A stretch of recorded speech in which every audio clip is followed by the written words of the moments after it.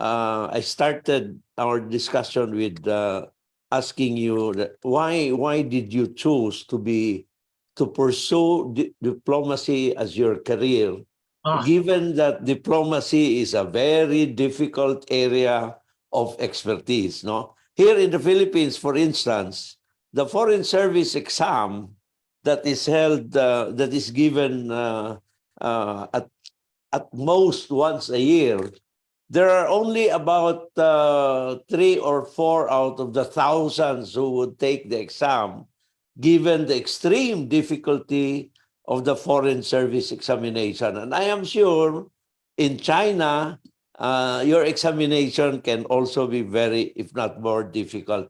Your comment, please. Okay, thank you very much. Now this time I got your question. As just now, when ma'am is giving the introduction of my career, yes, I started my first job as a teacher in the university, and it lasted about 10 years. And then I would choose to work for the government, and it's not a national government, but local government in Fujian province. I work in the Foreign Affairs Office, which is actually also related to Fujian LGU, local government's international cooperation. I have worked in the section of Sister Cities Division, and during that time, I had very good experience of working with Fujian's sister provinces or states in other countries, such as Oregon State in the United States, Tasmania in Australia, Rheinland-Pfalz in Germany, and also other sister provinces. We also have 2 sister prefectures in Japan. That's Nagasaki and Okinawa. During the work experience with or interactions with our friends in other countries, I gradually come to realize that actually during the process of economic globalization, it is very important that a country, even a province in the local government, to have international relations, to develop friendship, and then one step ahead to achieve concrete economic and trade cooperation. So this is one thing while I was working in the provincial government's Foreign Affairs Office. Yeah. Later on, I was transferred to another division, that is the consular division and information division. That is taking care of Fujianese living overseas, and also looking after foreign journalists in China who come to visit Fujian province. And this is also a very good experience that I can help my countrymen overseas once they have problems, once they meet with difficulties. Then on behalf of the local government, we also extend our help to them. And also when foreign journalists and foreign diplomats came to visit Fujian province, I had the pleasure of showing them around and explaining to them social and economic development of Fujian province and even by and large about China is a very interesting work. Sometimes it could be difficult for me to convince them the real situation of China, of Fujian province. Then I just advise them, maybe let me show you more places in Fujian province. So you see with your own eyes, with your own experience, and get your own answer instead of me telling you what is happening or what I believe in. So I think it's an interesting job. It is also a challenging job, as you said, to have this interactions with other people, with foreigners. So I try my best to make friends with every one of them. It is challenging. It is, but it is an interesting job. So 4 years ago, when I was offered, actually I didn't take the examination, honestly speaking. When I was offered the opportunity to be the Consul General in Davao, I willingly accepted it because I think there is also a very maybe reasons behind the choice.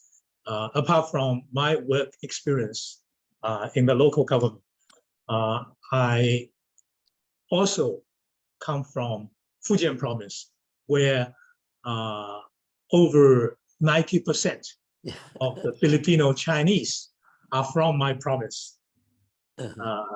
So this is a challenging job, but in the meantime, it is also a job that I like very much. Yeah. In fact, I wanted to really suggest that you are most suited from the Philippine point of view.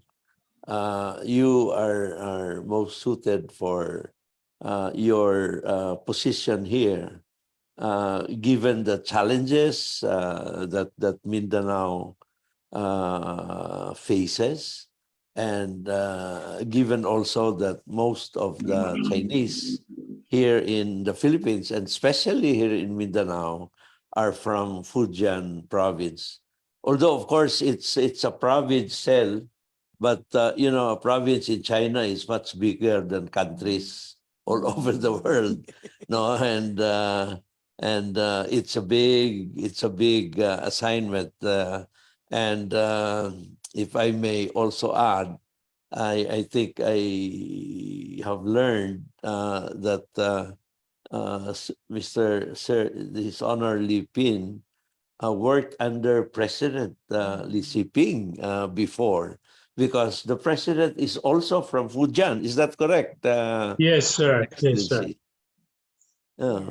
So now let's. But before, Yeah. sir, how do you find the people in Mindanao? And since the time that you were here, I understand you have been dealing with a lot of people in Mindanao already. So how do you find them? Well, when I came here 4 years ago, actually that was my first touch on Mindanao. I had visited the Philippines twice before that. The first time I came to have my first visit to the Philippines was in 1998. That was my first visit. I visited Manila and Cebu. And the second time was 10 years later, 2008. And then another 10 years passed, 2018. I came again, third time, and first time in Davao, in Mindanao. For the impression of the Filipinos to the Chinese is always very close, friendly. We also see from the definition, the Chinese Foreign Minister and State Councilor Wang Yi, he described that China and the Philippines, we are good neighbor, good partner, good relatives.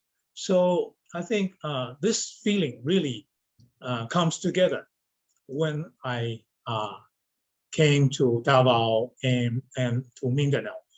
People here are really very friendly and very honest and hospitable.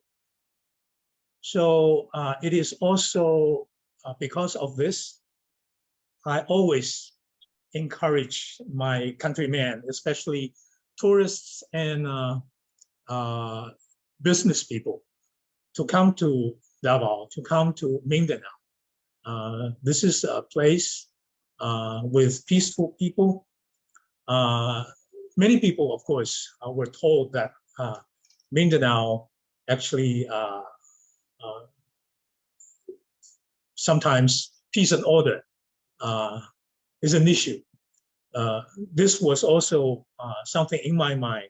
I was thinking that perhaps Mindanao, Davao is a little bit more risky to come than to Cebu, to Manila. But as a matter of fact, after coming here and after staying here for 4 years and a half, and I actually travel quite extensively in Mindanao. I think I have also told my friend Oscar that I have actually visited Tawi-Tawi just within 2 or 3 months after my arrival in 2018.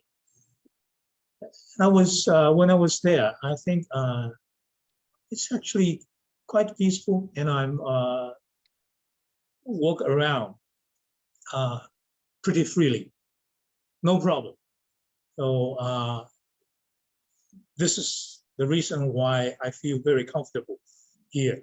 And also, I truly believe the slogan that Davao City has, life is here. Thank you. Yeah, Yes, yeah, yes, sir. indeed. So, Your Excellency, as Consul General for Mindanao, with the entire island as your area of responsibility, uh, uh, would you? How has it been, and what do you think are the major challenges as you pursue the mission, the mandate of your office? Let me first talk something very briefly about what we have been doing. I remember very clearly at the inauguration of my office, the Chinese Consulate General Davao, that was on the 28th of October 2018. State Councilor and Foreign Minister Wang Yi, he instructed me and my colleague, saying that your mission is to join hand with Filipino friends, people and government, on behalf of the Chinese government and the people, to build Davao and Mindanao an important place for China's Belt and Road Initiative and Philippines Build strategy. This is the first mission. Second, to build Davao and Mindanao an example for China-Philippine friendly cooperation in all fields. Thirdly, to build Davao and the Mindanao as the pioneering place for China's participation in BIMP IAGA. And of course, as a Chinese Consulate General, our service is also with consular affairs. So we are also as a full function office, we are also offering our service for visas to Filipino friends in Mindanao, and also provide consular documents, issue consular documents for both Filipino friends and Chinese in Mindanao, including issuing passport and travel documents to the Chinese citizens. So with this in mind, our office have been focusing on these areas of cooperation. And in the past 4 years, we do feel very proud that we have achieved something in concrete. Yeah. For instance, in bilateral trade, of course, we know that Mindanao is very big, and agriculture is the pillar industry, one of the pillar industries of Mindanao. Therefore, with our joint efforts, our office, the Chinese embassy in Manila, and also the Chinese General Administration of Customs, and here our local government units, as well as the Department of Agriculture, we have successfully add young coconut, tuna, avocado into the export list from the Philippines to China. And all these above mentioned items were inspected and passed and then exported from the first batch, exported from Davao, from Mindanao to China. And this, of course, adds to the total trade volume between China and the Philippines. Yeah. This is, for instance, just part of the trade. And in terms of people to people and culture exchange, we've also make something which we believe are good and conducive to the continuous cooperation between our two countries. For instance, in terms of sister city, apart from encouraging the Chinese relating cities to expand and to the more interactions with their sister cities here, such as the existing ones like Harbin and Cagayan de Oro, which I believe is one of the most successful, fruitful sister city relationship between Cagayan de Oro and Harbin. In the sister relations among all the others. Thank you very much, sir. When you were the mayor of Cagayan de Oro, you've greatly supported this sister relationship. And of course, apart from that, we also have Cuica City with Zamboanga, and Nanning City with Davao. Yes. And these are sister relations that already existed when I came to Davao. And then we have some more. For instance, in 2018, we tried to facilitate the sister relationship between Davao City and Jinjiang. And actually, after 1 month of the signing of the sisterhood in Jinjiang by Mayor Sarah, the next month, 1 month later, there was the Jinjiang Davao direct flight. Yeah. And also Jinjiang, Davao City with Chongqing City. And I'm very happy to see that these sister cities are not only sister cities on paper, but rather many detailed, concrete Yeah. cooperations. For instance, as I said, Xinjiang Davao, we have direct flights.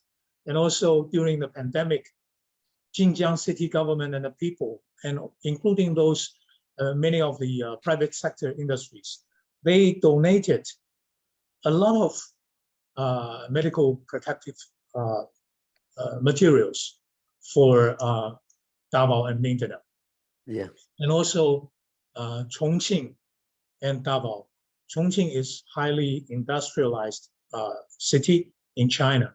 And since its sisterhood, it has attracted investors. And the good thing is that the investor not only come to Davao, but to the Philippines and other places. For instance, Yeah. there is a very big investment from one of the Chongqing's investor, that is a steel plant. Now they are establishing their steel work in Sarangani with an expected investment of 3.8 billion US dollars. Once it is in operation, maybe it will be the biggest steel plant, steel work in the whole of the Philippines. Yeah. So yes, we have this people-to-people cooperation, people-to-people Yeah. and culture exchange, resulting with concrete economic cooperation. And also we have cooperations with universities. Apart from sister city, we have sister universities, such as Atty de Davao University with Huachao University in China. With their sister universities relationship, they come to agreement to set up a Confucius Institute, which was inaugurated in 2019. And well, that is the only Confucius Institute outside Luzon area. And of course, this is just some of the people-to-people and culture exchange. Yeah. We also, with these trust and friendship comes more economic cooperation. Yeah. Yes. We just, because of the time limit, I think I can just give you some examples of that very It's briefly. okay. Yeah. So I think with these, as I mentioned at the very beginning, the major targets set by the Chinese government, and also in coordination with the Philippine government, we focus on building up political trust, people-to-people friendship, and economic cooperation. That is our major work. Very, very good, very wide-ranging. Incidentally, Your Excellency, here in Northern Mindanao, we have an international container port terminal located in Tagoloan, the municipality of Misamis Oriental, which is the first town east of Cagayan de Oro. And I hope that traffic between Fividec, we call it the Fividec container port, and Chinese container port terminals would also be set up and improved in the coming days. Because there are international shipping lines that utilize the Fividec International Container Port Terminal. And shipping products from Northern Mindanao, more particularly agricultural products. So anyway, we now look at, of course, the the major issues, major policies of the People's Republic of China. And China today is a lot bigger than China 20, 30 years ago, and more so many, many years ago. But undeniably, China is one of the oldest communities in the world, no? Since the beginning of time. And in fact, China is all over the world. Major cities, even in other continents, China has penetrated all of these, no? And China is indisputably one of the most powerful countries today. And thanks to the leadership that has been provided by a string of very outstanding leaders that the people of China had been blessed, no? Especially now, can you please clarify to us this one China policy that has really defined the character, if you will, of the People's Republic of China? Your Excellency, please. Okay. First of all, thank you very much, sir, for speaking so highly about China and also the leaders of China. Indeed, after the founding of the People's Republic of China, China really stands up. But at that time, it was pretty weak. It only solved the problem of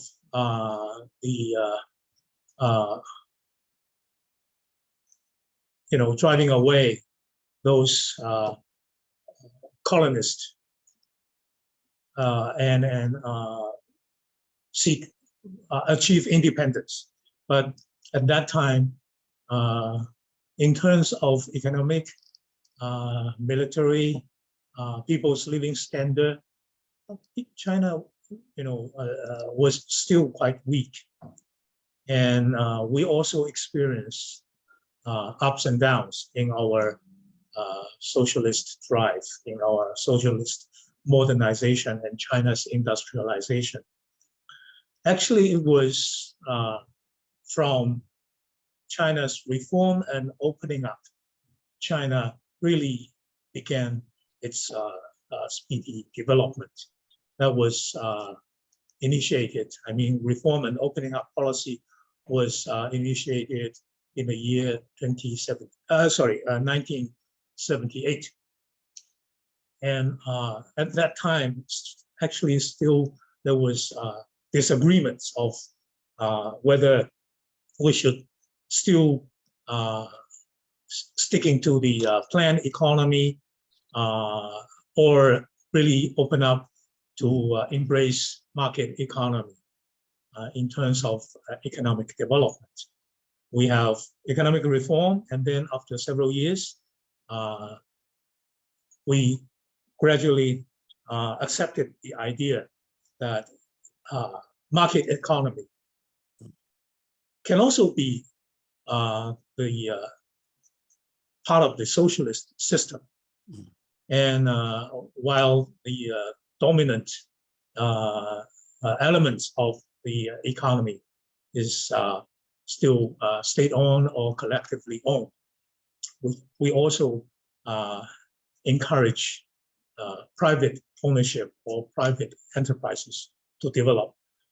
That is economic reform within China, and to embrace the rest of the world or to participate in the economic globalization. We of course work very hard to join WTO, and at the beginning stage, many people just are worried if we join WTO, maybe our economy will be impacted by the more advanced, stronger economies of the Western world. But I think the government of China have made determination to participate in this economic globalization. Yeah. So after decades of endeavor, we do benefit from the economic globalization. And I think it was after 1990s, China really began its leapfrogging development in terms of economy and science and technology. The industrialization really achieved great progress. Now, I think no one would doubt that China is the country that owns the fullest of the industrial production chain. Of course, China is also the world's second biggest economy. But we also need to, I think the Chinese people are aware that China is still a developing country, because however big the GDP is, when it is divided by 1.4 billion, it is really very small. The GDP, per capita GDP of China is second in the world next to the United States. For instance, last year our GDP was 17.7 trillion US dollars. US is like 23 trillion US dollars. But in terms of per capita, China only ranks number 58, 59 in the world ranking. So there's still big improvement to be made. There are also differences of levels of development in China. Of course, we have cities like Beijing, Shanghai, Shenzhen. These cities are highly developed, highly urbanized.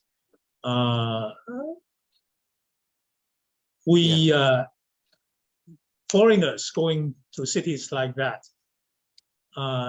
don't see much difference from the city of New York, Tokyo. If there is, maybe the subways, infrastructures in New York and Tokyo may be older, worn out to some extent in those countries, in those cities. China's relatively new. But please, I think we shouldn't forget that it was only last year, in 2021, when we celebrated the 100 years anniversary of the Communist Party of China, that China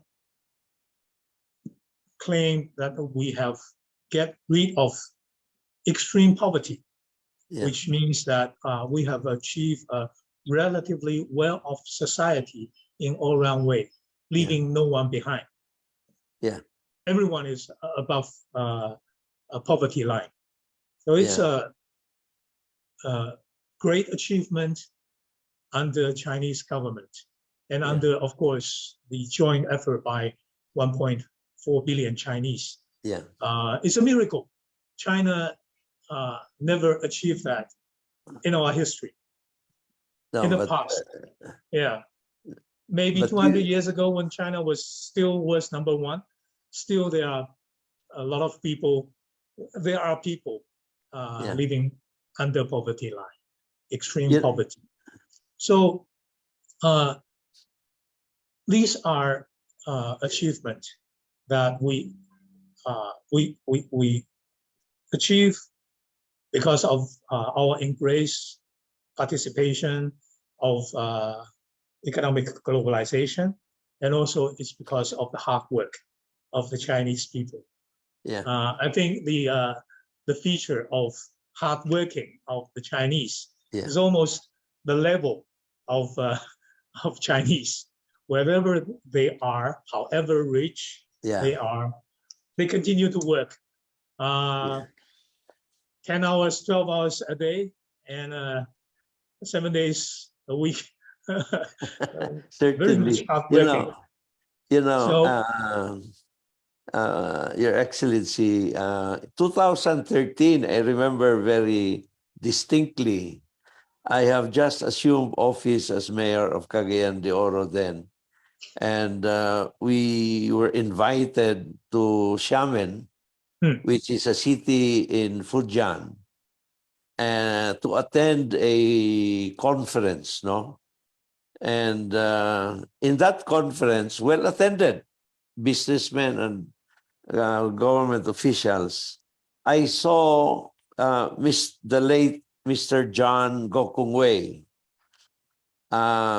He was my boss in when I was in the private sector in Far East Bank, and he was one of the owners of that bank. And I remember having talked to him then when because there was a reform being made then by the government with regard to interest rules or regulations on interest, no? And so I approached him in the conference. I introduced myself, sir. I'm Oscar Moreno. I worked under you before, and he remembered me. And then you know what he told me, Your Excellency. He said, I am from Xiamen. I grew up here, and although I established my business in the Philippines, and you know what's happening to Xiamen now? This was 2013. He said, this has never happened before. And that was almost 20 years ago, 10 years ago. Almost 10 years ago, no? And I remember him telling me distinctly that what he has seen happening in China was unprecedented growth. That was in 2013. Of course, we now know that since then, the growth had even been exceeded over the past 10 years. Now, Your Excellency, if I may also ask, we have seen how China had regained sovereignty over Hong Kong, over Macau, very ticklish issues then. And in fact, I was assigned in Hong Kong in the early 80s because of the financial crisis that took place in the early stages. But, one of the things that I really admired the People's Republic of China, then under President Deng Xiaoping, was when he announced the one country, two systems policy. One country, two systems policy. Earlier, the policy had been one China policy. And the one China policy was to establish the sovereignty of China and for the whole world to accept and respect, no? And I think that policy has also provided stability not only to China but also to Asia Pacific, Asia Pacific, and the world. But then there was this one China, one country, two systems policy that really, this was to me an attempt to level up China's standing in the global community. Would you like to comment on that, sir? Thank you very much. Well, just now, sir, you've mentioned about one China policy, and also you mentioned the one country, two system. Yeah, you are very familiar with China. You're an old friend of Chinese people. I've also heard you told me that in the 80s you were in Hong Kong. Yeah. Working for Ayala, I think. Yeah, that's Yes, correct. yes. Yeah. Well, indeed, as you said, the one country, two system policy is initiated by China's late leader Deng Xiaoping.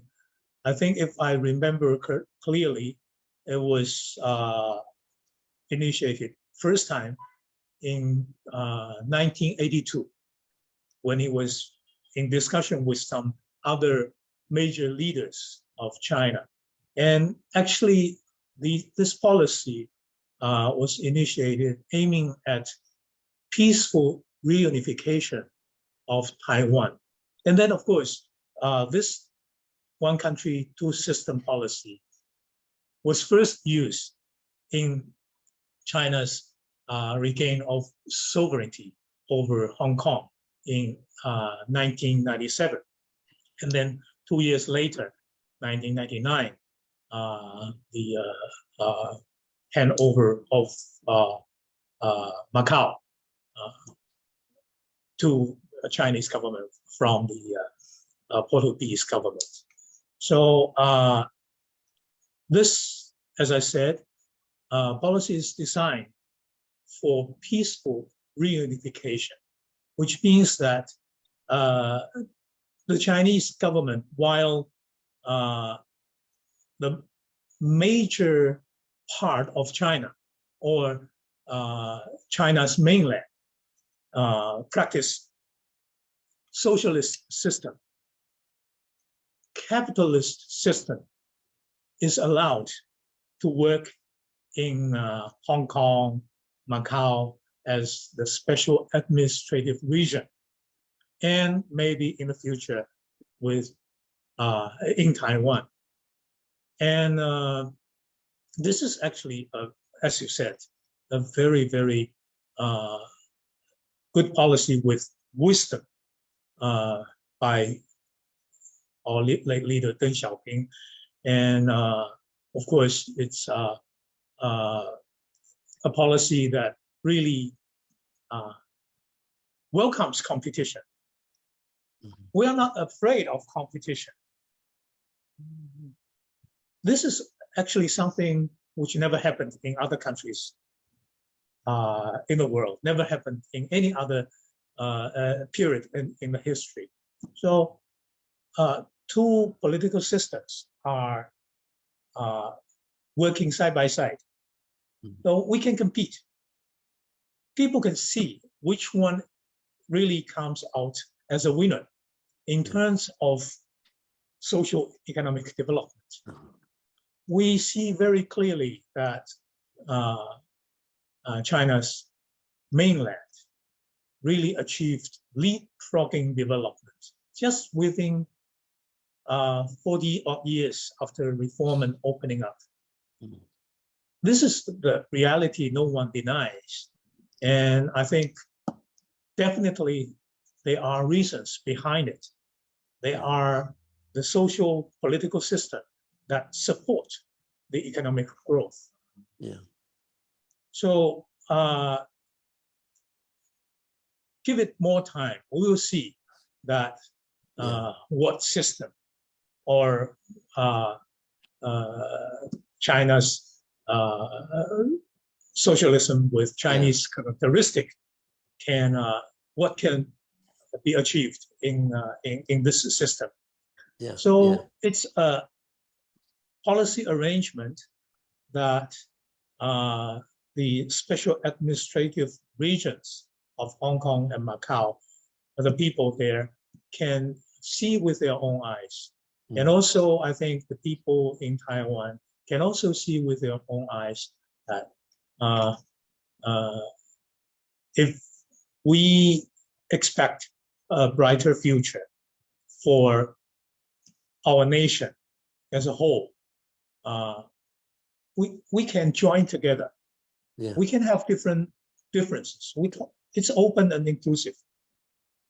We are open to differences, but Yeah. in the end of the day, perhaps people will come to realize which one is better in the competition.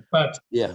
But we always remind our people also in Hong Kong, Macau, and Taiwan, and also we want our friends around the world that to be aware or to have their attention to this one country, two systems. Yeah. Yeah. One country comes in front of two systems. You need to acknowledge one country. So that is what you mentioned, one China policy. That's correct. That's Hong correct. Kong, Taiwan, Macau, they are Yeah. part of China. This is a common sense, which is accepted by most people in the world. And it is one China policy. It is the political foundation and the diplomatic precondition that we set up our diplomatic ties with countries that we have diplomatic relationship. Yeah. Now we have altogether so far 181 countries in the world Yeah. who have diplomatic ties with China with the agreement of one China policy. Yeah. Indeed. Indeed. I noticed your usage of the word competition with regard to the two systems, but perhaps there can also be space for using the word coexistence. Well, sir, I fully agree with you. Maybe there are different connotations on competition because the word competition in China is very positive because we want healthy competition because without competition, we believe without competition, no progress can be achieved. So healthy competition, it's not fighting with each other, but well taken. Yeah. Well taken. Yes. Well taken. Nice explanation. Sir, we may be running out of time. Just one final issue. The conflict in Ukraine that is now taking place, 6 months already. And it has taken a toll not only among the neighboring countries, but all over the world. Now we are seeing global recession. And almost everybody has been affected. And we are also seeing inflation in many countries, if not all. Now, if I may ask you, how has the Ukraine conflict affected the economy of China? That's correct, the China. Indeed, I fully agree with you. The Ukraine crisis really had great impact on the economy, global economy, including China. However, I think the impact brought about by the crisis mainly are food and energy. In terms of food, China has a very long strategic plan for food security. We have also achieved 17 consecutive years of agriculture harvest. China's staple food supply is self-sufficient. So this impact to China is limited. And in terms of energy, because of also of our energy strategy arrangement, our sources of energy is multi-dimensional, multi-sources. So it has, I heard from my friend back there in China, there are price rise in petrol, oil. However, the impact, scale of impact is also limited. However, the Chinese economy, it has great influence to the Chinese China's economy, not because of the direct oil and food, but rather kind of cutting down or slow down of the demand globally. So we have the capacity to produce commodities for the rest of the world, but because of the reduce of demand, this really has some or bigger impact on China's economy as a whole. And I think this is also the reduction of demand of the world is also because of the crisis caused by partially by the Ukraine crisis. Chinese government do hope that the two countries, Russia and Ukraine, can stop the world and achieve peace by political means, by negotiation. Sovereignty and territorial integrity should be safeguarded. This is China's consistent and clear stance towards Ukraine crisis and the solution of the Ukrainian crisis.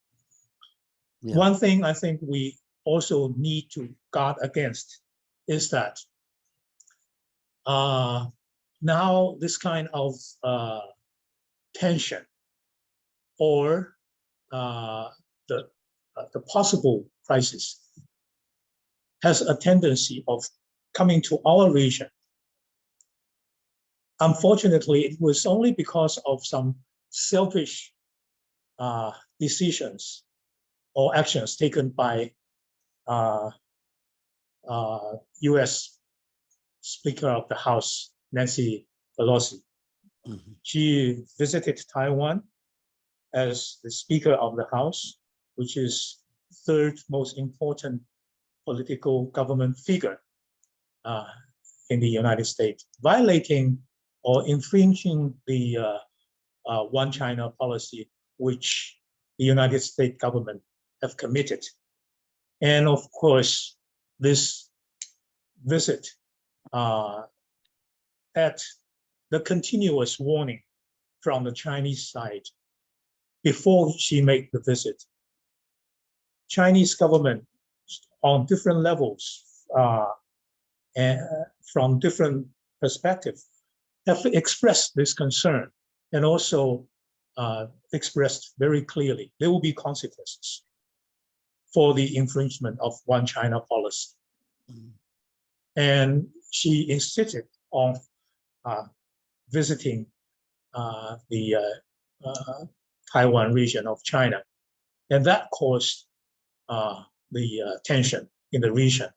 And I think she set a very bad example. Now, some other congressmen in the United States again visited Taiwan. And there is the possibility of other countries, congressmen from European countries going to the region of China. So this is actually escalating the tension in the region. We believe that peace and order, peace and stability is the most fundamental for economic and social development. We don't want the superpowers outside the region to come here to trouble the water and make benefit out of the troubled water. I think people in our region should also guard against these potential threats or these provocative acts that may bring tension into this region. Yeah, well said. Well said. Yes. Thank you. And yeah, certainly any conflict that may happen would not easily be stopped. In fact, the tendency of that escalating would be far greater than stopping it. No, so and that will not be helpful to everyone. In fact, everyone will have to take a hit if God forbids, a conflict would escalate into something that will bring an unimaginable situation to all of us. Thank you very much. And so I wanted to ask, I think we're running out Yeah, of, but I before- wanted to Yes. ask about North Korea. But probably Maybe next time. Maybe next time. yeah. Maybe next time.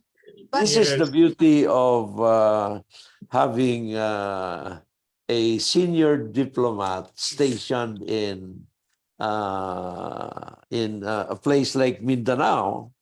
No, we get to know all points of view, and of course, for the People's Republic of China, having an official representative here in Mindanao would bring us, would assure, in fact, better understanding and better relationship between us.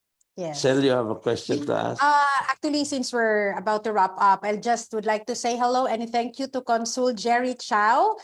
He helped us, and also Sir Greg Lau. Greg Lau. Yes. Yes. Greg Yes. Lau is Here. our de facto ambassador to Yes. Harbin.